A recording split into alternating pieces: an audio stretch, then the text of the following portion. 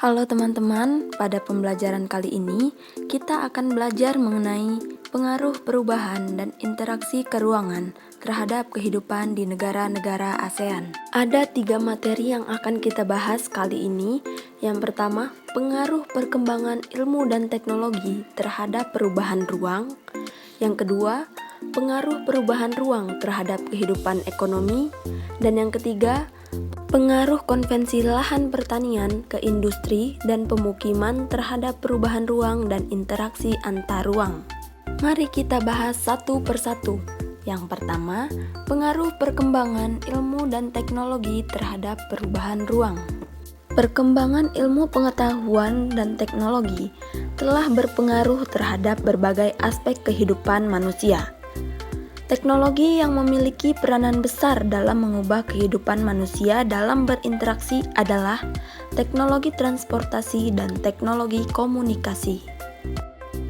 Teknologi transportasi dimanfaatkan untuk memindahkan barang atau manusia dari suatu tempat ke tempat lain. Perkembangan sarana transportasi membutuhkan ruang sebagai sarana ataupun prasarana. Semakin banyak alat transportasi di darat, laut, ataupun udara, sarana dan prasarana penunjang seperti perluasan jalan, terminal, bandara, dan dermaga pelabuhan juga semakin mendesak pembangunan. Selanjutnya, teknologi komunikasi yang memungkinkan informasi dapat menyebar luas dalam waktu yang singkat. Perkembangan teknologi komunikasi sangat menguntungkan karena dapat mengurangi jarak dan waktu. Tetapi, perkembangan teknologi juga dapat membawa kerugian, seperti mengurangi intensitas interaksi secara langsung antar masyarakat. Perubahan yang terjadi dalam kehidupan masyarakat di negara-negara ASEAN sebagai akibat perkembangan teknologi transportasi dan komunikasi dapat dilihat dalam berbagai aspek, seperti aspek sosial, aspek ekonomi, aspek budaya, dan aspek keamanan. Contoh aspek sosial seperti bertambahnya jumlah penduduk dalam waktu yang singkat, kebutuhan transportasi massal semakin tinggi, maraknya perdagangan manusia, dan kerjasama luar negeri semakin mudah. Contoh aspek ekonomi adalah bertambahnya pendapatan negara, nilai barang lokal meningkat seiring permintaan mata uang asing, dan barang-barang asing semakin mudah dijangkau. Selanjutnya, contoh aspek budaya, yaitu terjadinya akulturasi budaya, perubahan sistem nilai dan norma, terjadinya kecenderungan gaya hidup hedonis, dan aliran-aliran yang bertentangan dengan budaya semakin mudah masuk. Dan yang terakhir, contoh aspek keamanan seperti gangguan kondisi keamanan suatu negara semakin rentan, narkotika dan obat terlarang semakin mendapat tempat, dan jaringan kelompok perusuh antar negara semakin mudah terorganisir. Materi yang kedua yaitu pengaruh perubahan ruang terhadap kehidupan ekonomi. Adanya kerjasama ASEAN mendorong perubahan tatanan kerjasama dalam bidang ekonomi, di mana kegiatan produksi dapat dengan mudah dipasarkan ke negara lain. Selain itu, kegiatan distribusi dalam kegiatan ekspor-impor menunjukkan adanya interaksi antar ruang.